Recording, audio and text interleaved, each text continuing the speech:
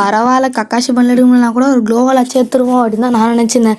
என்ன ப்ரோ ஆச்சு அப்படின்னு கேட்டிங்கன்னா, நம்ம ஒரு வீக்லி ஒன்று போட்டிருந்தோம். அந்த வீக்லிக்காக இப்போ நான் காத்துட்டு இருந்து கட்டாக்கினோட கக்காசி பண்ணலும் முடிய போகுது.